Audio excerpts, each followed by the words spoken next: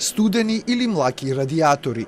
Ваква беше сликата утрово на првиот ден од стартот на грејната сезона во многу домакинства низ Скопје. Директорот на АД ЕСМ кажа дека грееле од 5:50 до 9:15 часот, а кога температурата достигнала 12 степени, ги исклучиле котлите во топланите Исток и Запад. Во тој период биле испорачани 997 мегават часови топлинска енергија.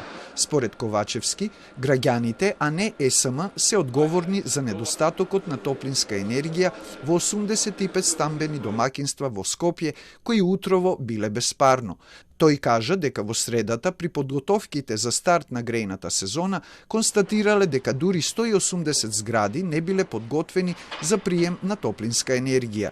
Можно е да самата стамбена заедница не била доволно подготвена да ја прими топлинската енергија. Во делот на топлинските пумпи, во делот на подстаниците, во делот на електричната енергија и во делот на поправка на системот. Значи, ако во радиаторите претходно постоел воздух, онај воздух кој што треба да се испушти, не може топлината да го истисне воздухот. Значи, самите заедници, самите граѓани мора да се подготват да ја примат топлинската енергија. До крајот на октомври, грејењето ќе биде со природен газ набавен од МАК Петрол, а владата има два плана за одследниот месец. Првиот е, согласно падот на цените на гасот на светските берзи, се преговара со странски компании за набавка, но на кратки интервали. А вториот план е, топланите да работат на дизел. Доколку го нема природниот газ, овие топлани ги подготвуваме Исток и Запад да можат да работат на дизел гориво. Претходно работеле на мазут. Мазутот е многу по-загадлив енергенс.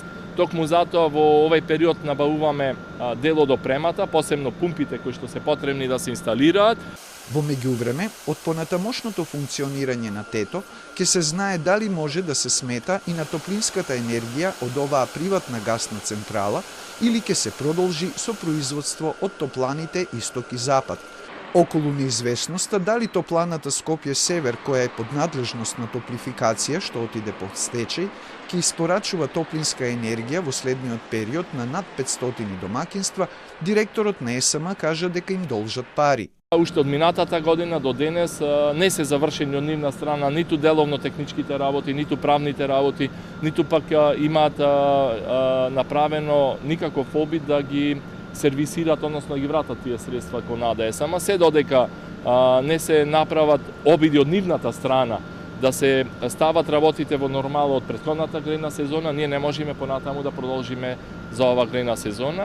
Што се однесува до производството на електрична енергија, Ковачевски информираше дека од денеска покрај блокот 2 во функција е и блокот 1 во Рек Битола, кој беше на ремонт во изминатите 23 дена. Во функција е и термоелектраната Осломеј, која сепак кратко ќе запре со работа поради сервис, но ќе се врати од ноември. А работи и ТЕЦ Неготино со два котли, кој во системот испорачува максимален капацитет од 180 мегавати сила. Се штеди и на употребата на хидропотенцијалот.